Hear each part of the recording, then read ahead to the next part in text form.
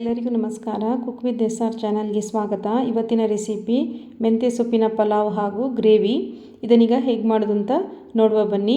ಮೊದಲಿಗೆ ನಾನೊಂದು ಕುಕ್ಕರ್ ಪಾತ್ರೆಯಲ್ಲಿ ಒಂದು ದೊಡ್ಡ ಚಮಚ ತುಪ್ಪ ಬಿಸಿಯಾದ ಕೂಡಲೇ ಬಡೆ ಸೊಪ್ಪು, ಚಕ್ಕೆ, ಲವಂಗ ಹಾಗೂ ಪಲಾವ್ ಎಲೆಯನ್ನು ಸೇರಿಸಿ ಚೆನ್ನಾಗಿ ಫ್ರೈ ಮಾಡ್ಕೊಳ್ತೇನೆ. ನಂತರ ಇದಕ್ಕೆ ಹೆಚ್ಚಿದ ಶುಂಠಿ ಬೆಳ್ಳುಳ್ಳಿಯನ್ನು ಸೇರಿಸಿ ಇದನ್ನು ಸಹ ಚೆನ್ನಾಗಿ ಫ್ರೈ ಮಾಡ್ಕೊಳ್ಬೇಕು. ನಂತರ ಇದಕ್ಕೆ 2 ಮಧ್ಯಮ ಗಾತ್ರದ ಈರುಳ್ಳಿಯನ್ನು ಉದ್ದುದ್ದಕ್ಕೆ ಹೆಚ್ಚಿ ಸೇರಿಸಿಕೊಂಡು ಈರುಳ್ಳಿ ಹಸಿ ವಾಸನೆ ಹೋಗುವ ತನಕ ಚೆನ್ನಾಗಿ ಫ್ರೈ ಮಾಡಿಕೊಳ್ಳಿ. ನಂತರ ಇದಕ್ಕೆ 3 ಹಸಿಮೆಣಸು ಹಾಗೂ ಒಂದು ಅರ್ಧ ಕಟ್ಟಾಗುವಷ್ಟು ಹೆಚ್ಚಿದ ಮೆಂತ್ಯ ಸೊಪ್ಪನ್ನು ಸೇರಿಸಿ ಮೆಂತ್ಯ ಸೊಪ್ಪು ಹಸಿ ವಾಸನೆ ಹೋಗುವ ತನಕ ಚೆನ್ನಾಗಿ ಫ್ರೈ ಮಾಡಿಕೊಳ್ಬೇಕು. ಹಾಗೆ ಒಂದು ಸಣ್ಣ ಕಪ್ಪಾಗುವಷ್ಟು ಬಟಾಣಿಯನ್ನು ಸಹ ಸೇರಿಸ್ಕೊಳ್ಳಿ. ನಂತರ ಇದಕ್ಕೆ ಅಕ್ಕಿ ಮತ್ತು ರುಚಿಗೆ ತಕ್ಕಷ್ಟು ಉಪ್ಪನ್ನು ಸೇರಿಸಿ ಅಕ್ಕಿಯನ್ನು ಒಂದು 2 ನಿಮಿಷಗಳ ಕಾಲ ಚೆನ್ನಾಗಿ ಫ್ರೈ ಮಾಡಿಕೊಳ್ಬೇಕು.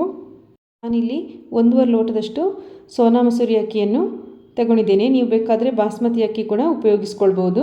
ಬಾಸ್ಮತಿ ಅಕ್ಕಿ ಆದರೆ ಒಂದು ಅರ್ಧ ಗಂಟೆ ಮೊದಲೇ ನೆನೆಸಿಡಬೇಕು.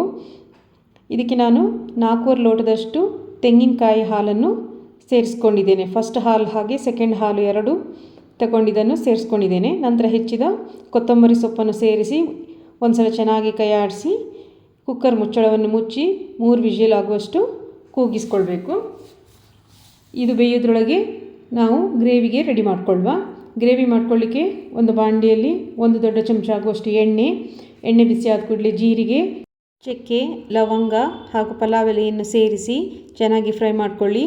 ನಂತರ ಸ್ವಲ್ಪ ಬೆಳ್ಳುಳ್ಳಿಯನ್ನು ಸೇರಿಸಿ ಫ್ರೈ ಮಾಡಿಕೊಂಡು ನಂತರ 1 ಹಸಿಮೆಣಸು, 2 ಮಧ್ಯಮ ಗಾತ್ರದ ಈರುಳ್ಳಿಯನ್ನು ಸೇರಿಸಿ ಈರುಳ್ಳಿ ಹಸಿ ವಾಸನೆ ಹೋಗೋ ತನಕ ಚೆನ್ನಾಗಿ ಫ್ರೈ ಮಾಡಿಕೊಳ್ಬೇಕು. ನಂತರ ಇದಕ್ಕೆ 1 ಟೊಮೆಟೊ, ಸ್ವಲ್ಪ ಕೊತ್ತಂಬರಿ ಸೊಪ್ಪನ್ನು ಸೇರಿಸಿ ಇದನ್ನು ಸಹ ಚೆನ್ನಾಗಿ ಫ್ರೈ ಮಾಡಿಕೊಂಡು ನಂತರ ಬೇಯಲಿಕ್ಕೆ ಸ್ವಲ್ಪ ನೀರನ್ನು ಸೇರಿಸಿ ಮುಚ್ಚಳ ಮುಚ್ಚಿ ಟೊಮೆಟೊ ಮೆತ್ತಗಾಗುವ ತನಕ ಬೇಯಿಸ್ಕೊಳ್ಳಿ. ಈಗ ಇದು ಟೊಮೆಟೊ ಮೆತ್ತಗಾಗಿದೆ. ಈಗ ಇದರಲ್ಲಿರುವ ಪಲಾವ್ ಎಲೆ, ಚಕ್ಕೆ, ಲವಂಗವನ್ನು ತೆಗೆದು ಇದು ತಣ್ಣಗಾದ ನಂತರ ಒಂದು ಮಿಕ್ಸಿ ಜಾರಿಗೆ ಹಾಕಿ ಚೆನ್ನಾಗಿ ನುಣ್ಣಗಾಗುವ ತನಕ ರುಬ್ಬಿಕೊಳ್ಬೇಕು. ಈ ಮೆಂತ್ಯ ಸೊಪ್ಪಿನ ಪಲಾವ್ ಜೊತೆ ಬೂಂದಿ ರಾಯ್ತ ಅಥವಾ ಕುಕುಂಬರ್ ಆನಿಯನ್ ರಾಯ್ತ ಕೂಡ ತುಂಬ ಚೆನ್ನಾಗಿ ಮ್ಯಾಚ್ ಆಗ್ತದೆ. ಈಗ ಗ್ರೇವಿ ಮಾಡ್ಕೊಳ್ಳುವ. 1 ಚಮಚ ಎಣ್ಣೆ, ಜೀರಿಗೆ, ಇಂಗು, ನಂತರ ಇದಕ್ಕೆ ರುಬ್ಬಿಟ್ಟ ಮಸಾಲೆಯನ್ನು ಸೇರಿಸಿ ಅರಿಶಿನ 1 ಚಮಚ, ಜೀರಿಗೆ ಪುಡಿ 1 ಚಮಚ, ಖಾರದ ಪುಡಿ 1 ಚಮಚ, ಕೊತ್ತಂಬರಿ ಪುಡಿಯನ್ನು ಸೇರಿಸಿ ಒಂದು ಸಲ ಚೆನ್ನಾಗಿ ಮಿಕ್ಸ್ ಮಾಡಿಕೊಂಡು ಮುಚ್ಚಳ ಮುಚ್ಚಿ ಸೈಡಲ್ಲಿ ಎಣ್ಣೆ ಬಿಡುವ ತನಕ ಚೆನ್ನಾಗಿ ಬೇಯಿಸ್ಕೊಳ್ಳಿ. ಇದೀಗ ಚೆನ್ನಾಗಿ ಬೆಂದಿದೆ. ಈಗ ಇದಕ್ಕೆ ಅಗತ್ಯ ಇರುವಷ್ಟು ನೀರನ್ನು ಸೇರಿಸ್ಕೊಂಡು ಚೆನ್ನಾಗಿ ಕುದಿಸ್ಕೊಳ್ಬೇಕು. ಸಾಧಾರಣ 1 ಲೋಟ ಆಗುವಷ್ಟು ನೀರನ್ನು ನಾನಿಲ್ಲಿ ಸೇರಿಸ್ಕೊಂಡಿದ್ದೇನೆ. ಈಗ ಇದಕ್ಕೆ ರುಚಿಗೆ ತಕ್ಕಷ್ಟು ಉಪ್ಪು, 1 ಚಮಚ ಗರಂ ಮಸಾಲೆ, 1 ಚಮಚ ಕಸೂರಿ ಮೇಥಿಯನ್ನು ಸೇರಿಸಿ ಒಂದು ಸಲ ಚೆನ್ನಾಗಿ ಕಲಕಿ ನಂತರ ಇದಕ್ಕೆ 1 ಚಮಚ ಸಕ್ಕರೆಯನ್ನು ಸಹ ಸೇರಿಸಿ 5ರಿಂದ 6 ನಿಮಿಷಗಳ ಕಾಲ ಚೆನ್ನಾಗಿ ಕುದಿಸ್ಕೊಳ್ಬೇಕು.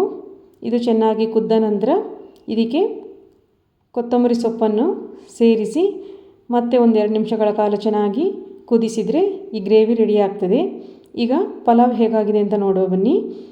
ಈಗ ಪಲಾವ್ ಕೂಡ ತುಂಬ ಚೆನ್ನಾಗಿ ರೆಡಿಯಾಗಿದೆ. ಉದುರುದುರು ಆಗಿದೆ ನೋಡಿ. ಮೆಂತ್ಯ ಸೊಪ್ಪಿದು ಘಮ್ ಅಂತ ಸ್ಮೆಲ್ ಬರ್ತಾ ಇದೆ. ಇದನ್ನು ಗ್ರೇವಿ ಜೊತೆ ಅಥವಾ ಮೊಸರು ಬಜ್ಜಿ ಅಥವಾ ಬೂಂದಿ ರಾಯ್ತದ ಜೊತೆ ಕೂಡ ಸರ್ವ್ ಮಾಡ್ಬೋದು.